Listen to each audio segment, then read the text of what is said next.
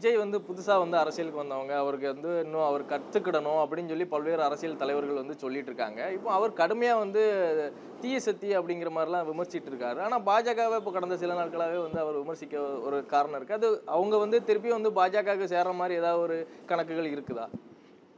எந்த அரசியல் கட்சியும் யாரோடும் கூட்டணி வைக்கலாம், அது இப்போதைக்கு சொல்ல முடியாது. தவாகவை பொறுத்த மட்டும் இப்போ தான் கட்சியை ஆரம்பிச்சிருக்கிறாரு.